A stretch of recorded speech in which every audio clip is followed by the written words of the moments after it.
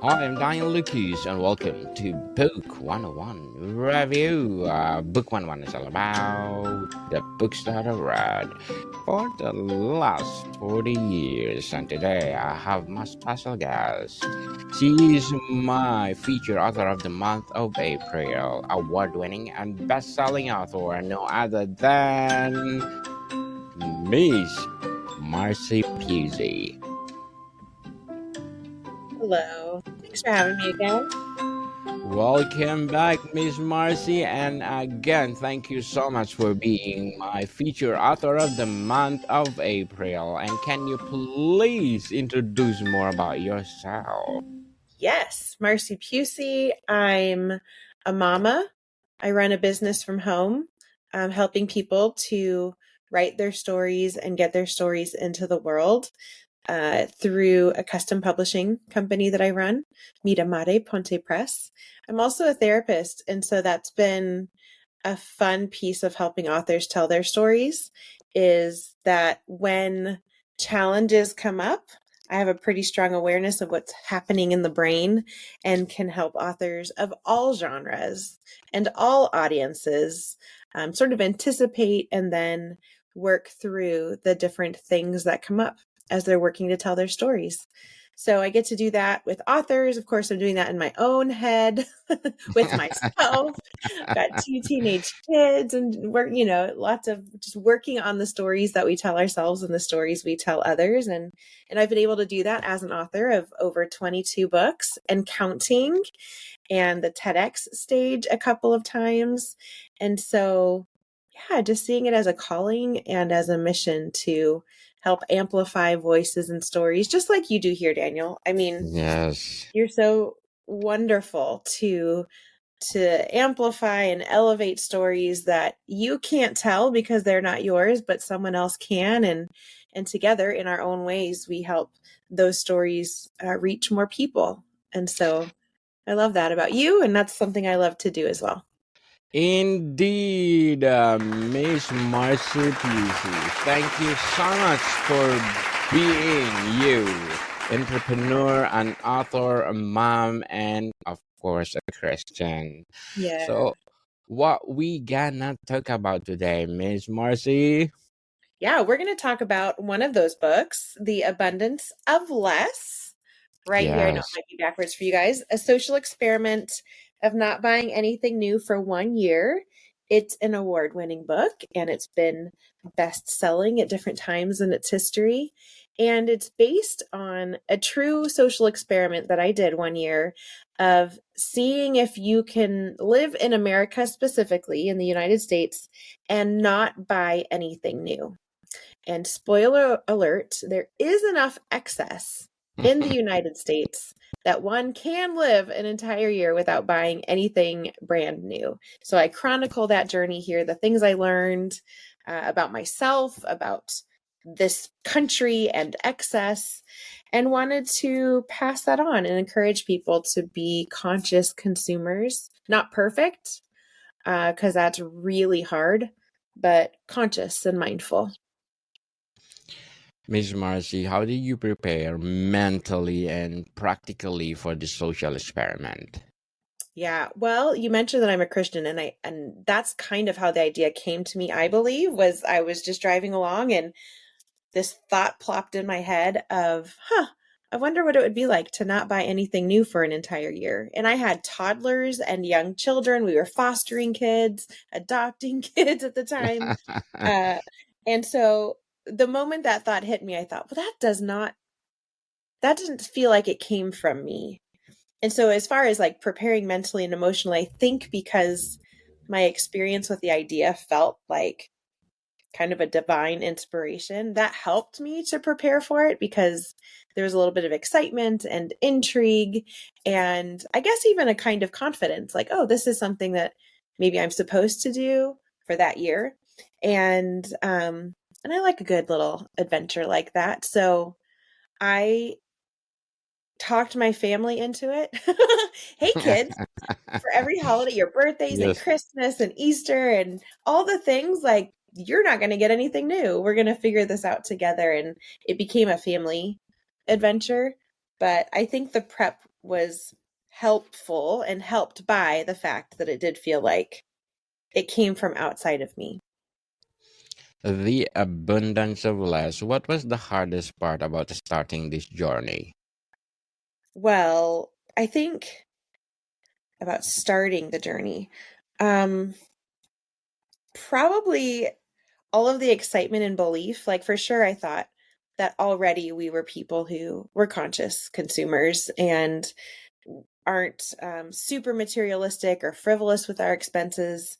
And, but there were still just moments. Like, there's one story I tell in here where my son was really sick. My toddler son was sick and miserable in his sickness. And so I went to the grocery store. We did get food. So it was really like non disposable items. I mean, we even had a Yes. kid's cloth diapers at one point, but it was like we can get things that like toilet paper. I'm going to keep buying toilet paper. New. But like all the other things, right? So I went to the grocery store to get him some crackers and some things to settle his tummy. And they had a bin of some Disney toys. There was a Woody Allen and a Buzz Lightyear, and he loved Woody at the time. He had boots like Woody. And I broke down in the middle of this year and bought him a Woody to help just comfort him with the crackers. And I think that was one of the challenges, was realizing like that I do make those decisions at times. And even in this year where like our decision was to not do that, like seeing my child sad and like suffering in whatever little sickness he had, he wasn't even there to ask for one. Like, it wasn't even under pressure. It was just, I think one of my love languages is gift giving, and I wanted to love him that way. And then looking back, I was like, it was really unnecessary to do it. But in the moment, my emotions, I gave in. There was only, I think that was the only time I gave in the whole year. My then husband gave in at a different point for something else. So it was just those kinds of challenges. You're like, oh man, I can break. In the middle of experiment. In the middle of the experiment. Yes. So, Miss Marcy, how did this experiment affect your relationship with money and consumerism? Yeah, it's actually had a lasting impact because for that entire year, well, this is a fun little tidbit. At the time when I started this, so this was 2009, 10 that I did the experiment. Did I put 10, 2010? We didn't have Facebook Marketplace. We didn't have Facebook groups. Like when there were groups, but not like they're used today. And so when I decided to do this, I really wanted to involve community. Like, hey, maybe I have something that someone else needs, and someone else might have something that I need. And I love that idea of community supporting each other rather than just going to buy the thing that we need. And so I created that. One night I went to bed and I created a Facebook group. There were no buy and sell groups at the time that I knew of. We only had like Yahoo groups and Craigslist. But I thought, I'm already on Facebook. I know people there. I'm going to create a group and make it a place where we can share these things. And I did. And the next morning, I woke up to over 100 people in it who wanted the same thing already, just like overnight, and who right away began sharing things that they needed, or that and I was able to share what I had that I could offer, like whatever it was. And it was incredible to see how many people wanted that same thing, like the community piece, but also just to share what we have and see what other people have that we might need. Like one person's junk is another person's treasure. Mhm. And I had people who weren't in my same city, but who saw what I did and they were like, well, I want one of those where I am. And so then they started one where they were. And then I moved to Germany and there was nothing. The people in my community were using a cork board in the local school to post things that they needed or were selling. And so I started a group on Facebook there too. Again, there were none that I knew of. So maybe I was the first one to do buy and sell groups on Facebook. And it's fun to see now a whole Facebook marketplace and people are using it like that. So in that way, I feel like I had a little piece of like the future of being able to have some community around these things, building on what existed before, right? With Yahoo groups and Craigslist. But then even during that year, it was one of the pieces of impact was meeting people. I'm more introverted in nature. And so I can feel awkward with people, or I have to really put myself into social situations. But it was a really beautiful thing to meet people who had something and that they were giving it away, and or be able to share what I had. Whereas normally I would just run to Target, buy it. I don't have to talk to anybody. Today I can just even check out without talking to anybody. And I got to hear stories of people and get to know them a little bit, and then make connections between others. And so that has carried on in my life since that experiment. Um, I'm still very slow to just go buy things because I can. So I think being in that habit for that year has definitely lasted for me. And then the piece that for me also felt spiritual was allowing God to meet my needs when I would normally just go meet my own need.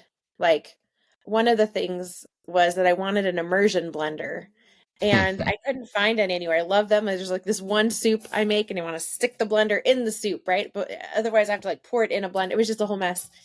And I would have just gone and bought one and taken care of myself or whatever.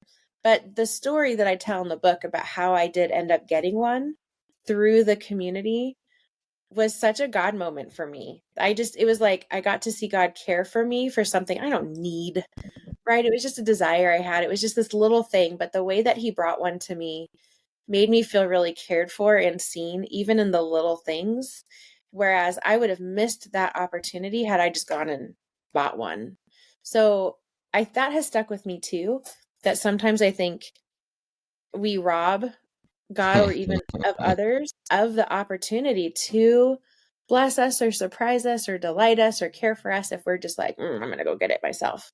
And so that was another piece that has really lasted with me. Miss Marcy, thank you for building the abundance of life. Oh.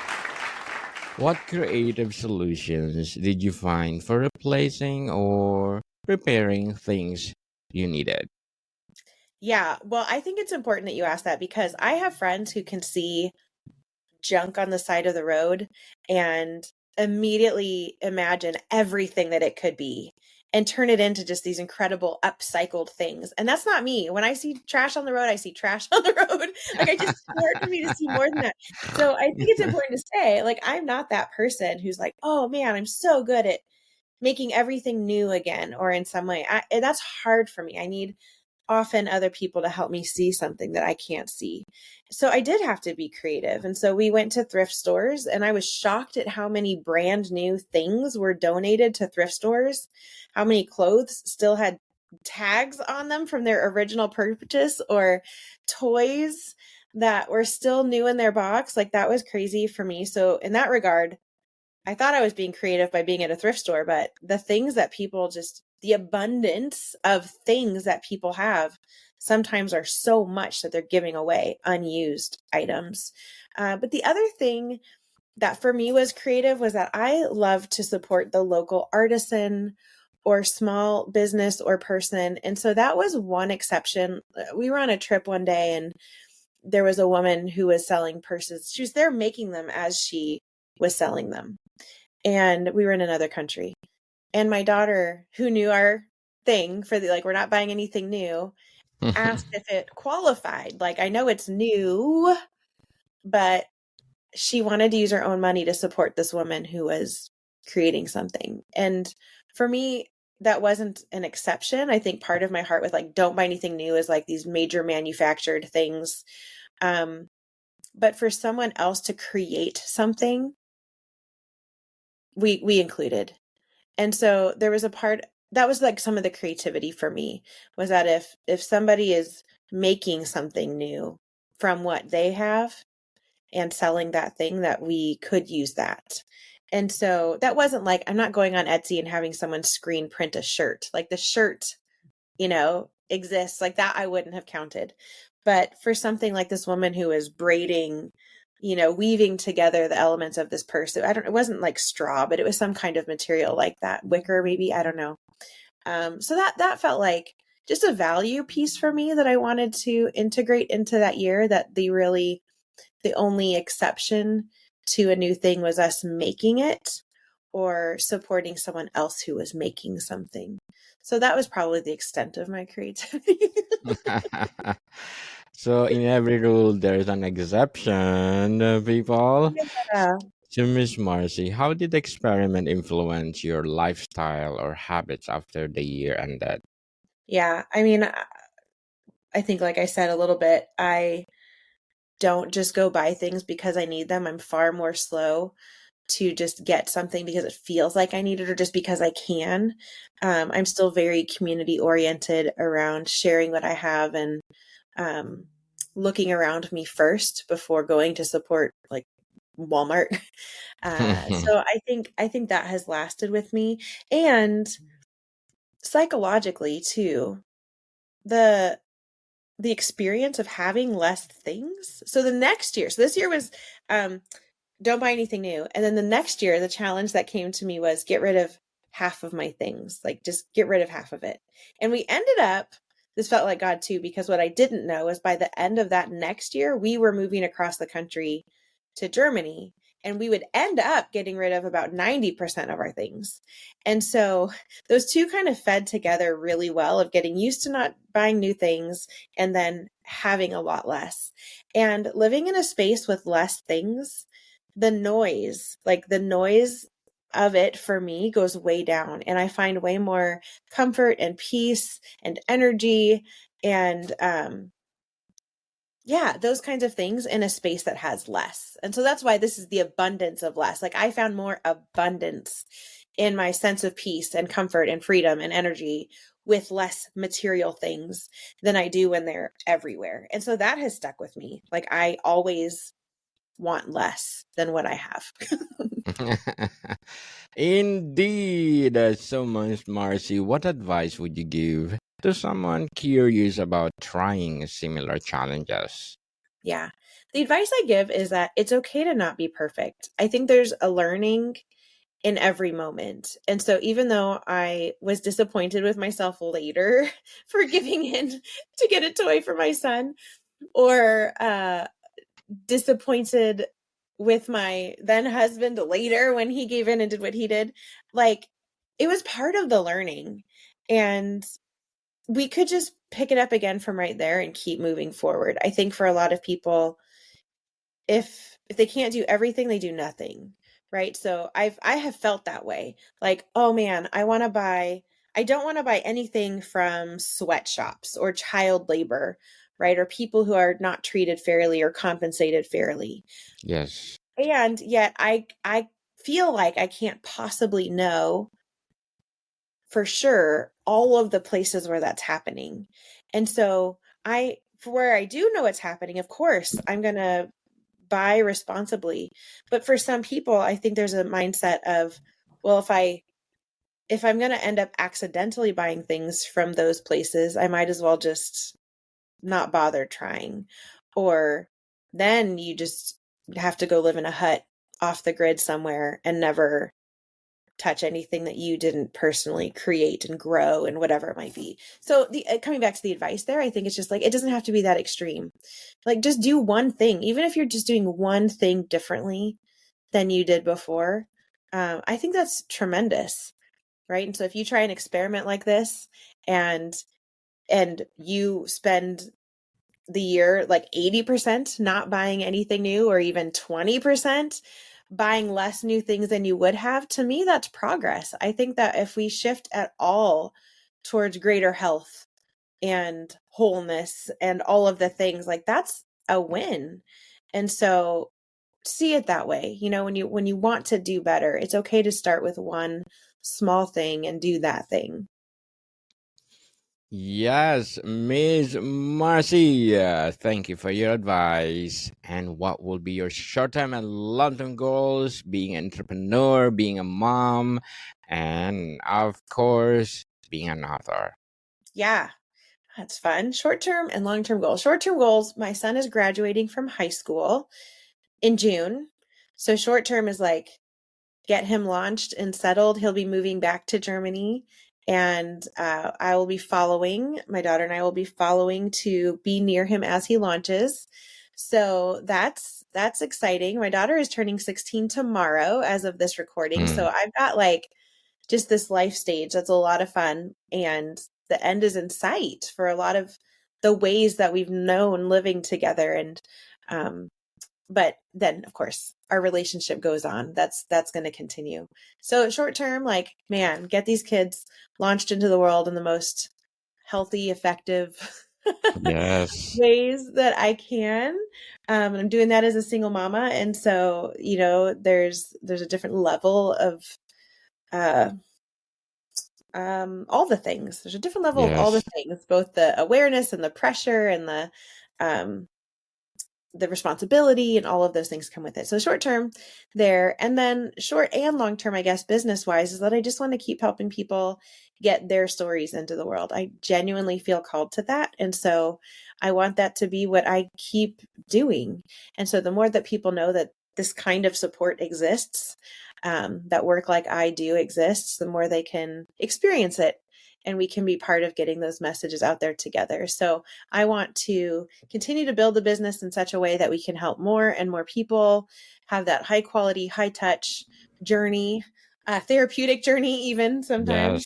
And even though it's a calling and a vision for me, it also has become the source of the bills that I pay. Like, not the source of my resources to pay the bills and make a living. And so I'd love for that to continue. It's been wonderful to have the flexibility to be really present with my kids as I'm raising them in this season of life, to work on my own schedule, and to know that our rent is paid, right? That we're provided for. So that would be my long-term goal, to continue to grow that and see that expand, and to see my kids grow and expand. And that's the gist of it right now. Good luck for your goals, Thank Miss you. Marcy, and hoping for the best and success.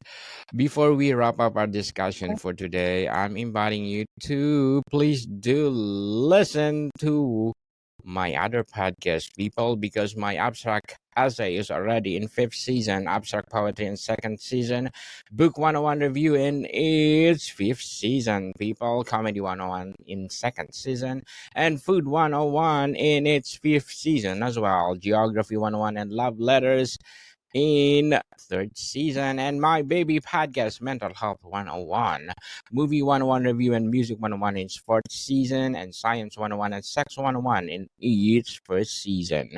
So please listen to them wherever you listen to your podcast.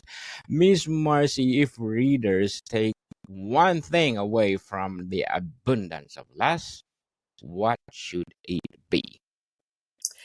If you were to take one thing away from the abundance of less, it would be that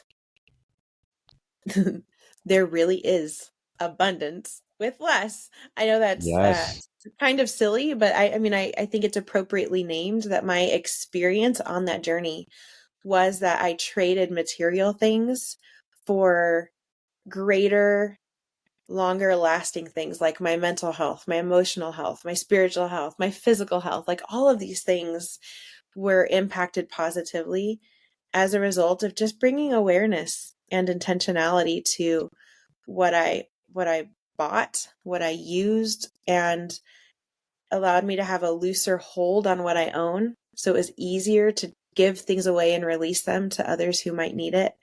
And so I want that for each person. I would love for them to take away the belief that that can be possible for them too. Starting with, again, whatever that small next or first step is, for you, to just take a step in the direction of abundance in the right things. The abundance of love. Ms. Marcy, thank you so much for sharing to the world. And of course, my feature author of the month of April, award winning and best selling author, Ms. Marcy Pusey. Can you please invite our listeners to support all your books, your business, or whatever projects that are you creating right now? Yes, I mean, you're welcome to find my books on my website, marcypusey.com. They're also all on Amazon and the places where books are sold. And you can find me on Instagram at Marcy Marie. I'd love to connect. I do offer free strategy calls for people interested in getting their own stories into the world. Um, yeah, lots of ways to connect with me. And then watch Daniel's other podcast. I'm so impressed with all that you're doing and the ways that you're, again, amplifying voices and in all different categories of life. And so I'm excited about what you're doing, and I'm grateful that you've given me this month to come share with you and your listeners what I'm doing. Yes, you are most welcome to come back to all of the podcasts that I'm creating. And please do book again another episode, and let's talk about your imagination, your books, and your creation.